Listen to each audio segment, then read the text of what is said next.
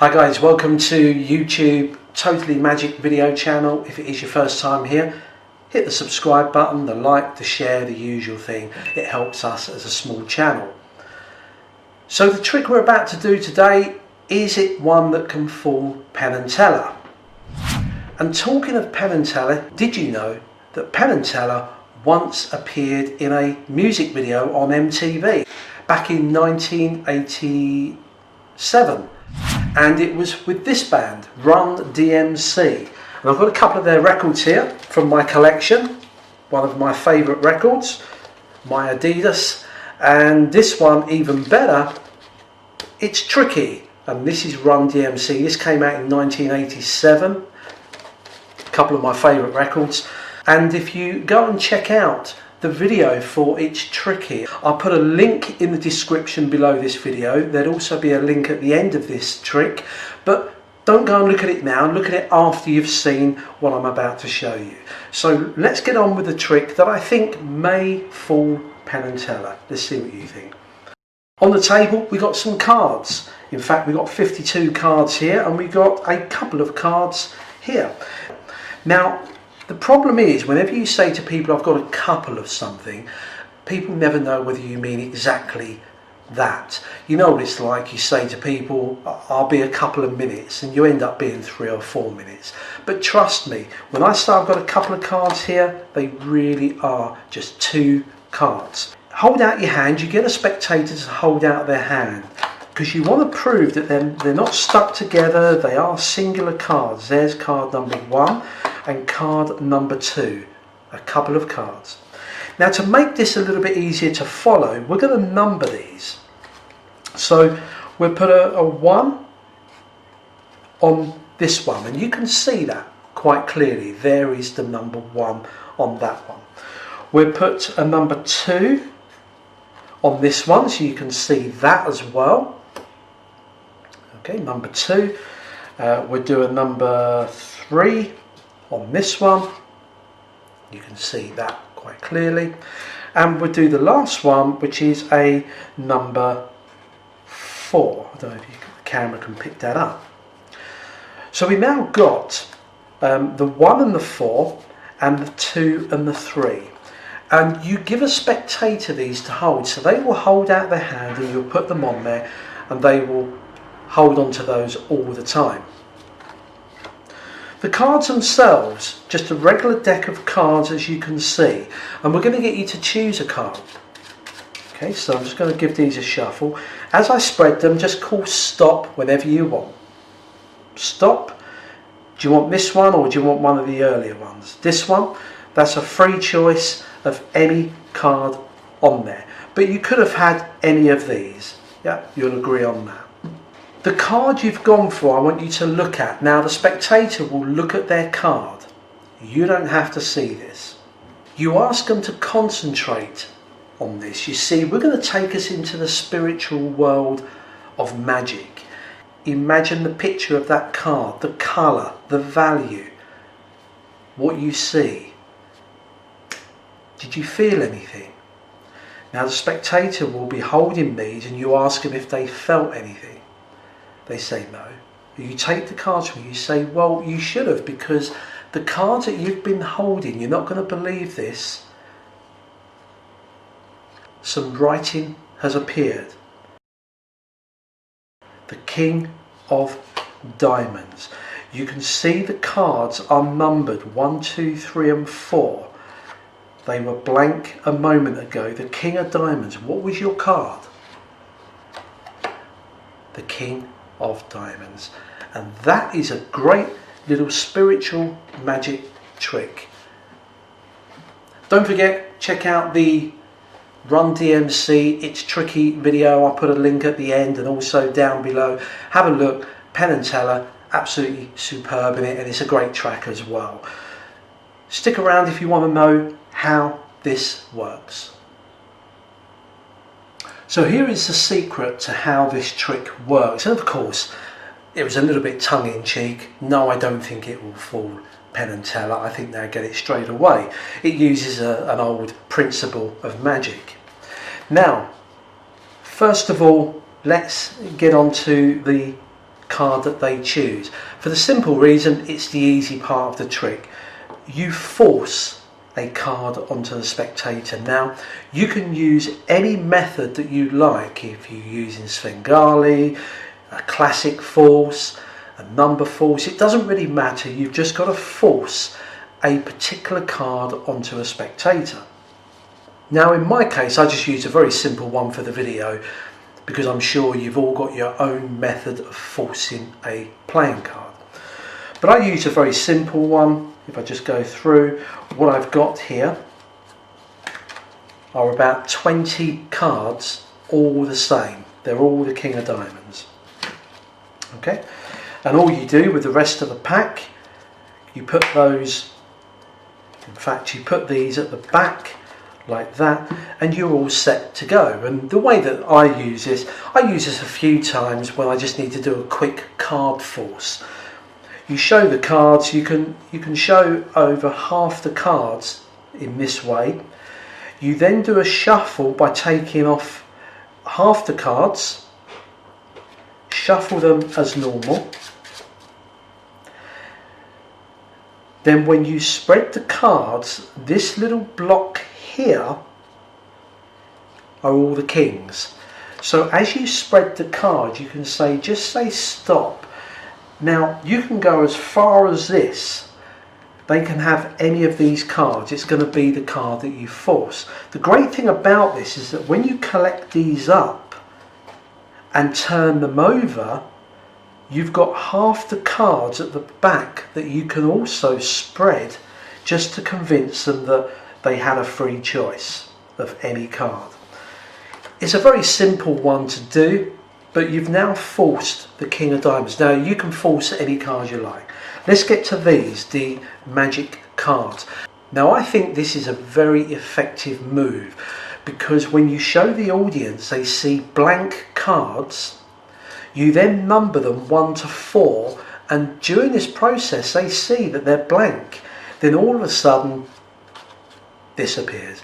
Now the trick is based on, back in the 100 years ago, you may have remember seeing in old magic books a trick called spirit slates, where you had 2 chalkboards and the magician puts a piece of chalk in between them, seals them together, and they write a message. It works on a similar principle as that, but we don't use slate boards anymore, chalkboards, so the cards will suffice. Now this is all about how you show the cards, so let me just show you. Now whenever I practice a trick, you can see I've done this multiple times. Yeah, you can see where I've been practicing writing things down, and it took me a lot of time because I wanted to get the moves just right. Get yourself some card. You don't want paper, because if you write on paper it probably shows through the other side. So I've got a little thicker card that you can buy from any office supplies stores or somewhere. So there's some cards that I cut up while I'm practicing. Let me show you how it works. You have 2 blank cards. You write 1 in the corner. You then write in the middle the name of the card that you're forcing. So let's just say it's the King of Diamonds, something like that. Okay, so that's what you've got. Now this is how you do it. Holding it towards yourself, I'm going to turn this over so the 1 is towards me. This is how you begin. This is the one that's got the writing underneath. Now of course I'm only going to do this once because you're watching a video, so you can rewind it and watch the move again and again. But this is how it works. You pick up the cards and you need to reverse them. So you say, look, I just want to confirm that they are 2 cards. Get them to hold their hand out and deal the first one down and the second. At this point you're not stating the obvious. You're not saying, look, I've got blank cards. You're just saying I've got 2 cards. The audience can make their own assumption that they are both blank. You've now reversed them on their hand, you pick them up, you've now confirmed that you've got 2 cards only. On this top one, you will write 1 in the top left corner. Okay, so my view is the top left corner. Now watch the move. What I do, you always grab this corner here towards you, and you grab it with your fingers on top and your thumb underneath, because it makes the turning over easy. So you're literally just turning it over like that. So watch what happens as I do this. Keep this one down because it's got the writing under there. So keep this there. You say, look, I've written 1, and you're almost showing them the 1. As you bring this back, you're putting it underneath. So you've done this. You then write a number 2 in this corner here. Now at this point you can actually bring this up a little bit because there's nothing to show there. You do exactly the same move. You grab this back corner, lift it up to show. Now this card is clean because you've got this on the reverse side, so you bring this up, and you also bring this hand up as you show them the 2, and you put this to the back. You can then lower your hand and write the 3, and on this one you need to bring this up towards yourself because you don't want to expose this. You bring this up, same move again, this back corner, you grab, and as you bring it up you can show them the 3, but this last move, instead of going to the back, goes on the front. So it's going on the front like this. Now this is quite a sneaky move because when you show this and you bring it back, the reason you want to keep this towards you, this card here, is because, can you see you've got that original 1 that you wrote at the start of the performance? The reason you don't want the audience to see that, okay, so let me just do that again. You bring this up, you say there's the 3, you put it back in front of this one, but you don't want to see that because what you do is you write a 4, you convert this to a 4. Watch. Like that. Okay, that's the convincer. Once you've done that, you can spread these 2 cards. You've got a 1 and a 4, which they've seen. You can then turn the cards over to show the 2 and the 3. This is clean. The writing is on the underside here. So they're holding these. Now the great thing about it is if you watch it to yourself a couple of times over, you'll realise that the audience apparently have seen 4 blank pieces of card, or 4 sides, because you wrote the 1, it was blank, you wrote the 2, it was blank, the 3 and the 4, they've all been blank.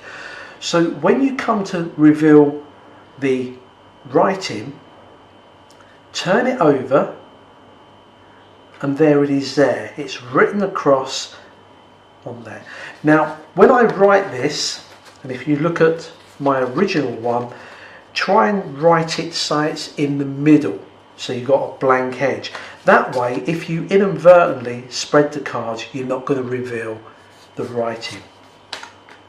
Let me just show you that again very quickly. Okay, so I'm going to write a 1 on there, you have your writing on here, you get another card, and you turn this end for end like that. You're all good to go. Watch the moves. You first of all count them. Here it is, there's card 1 and 2. You've reversed their order.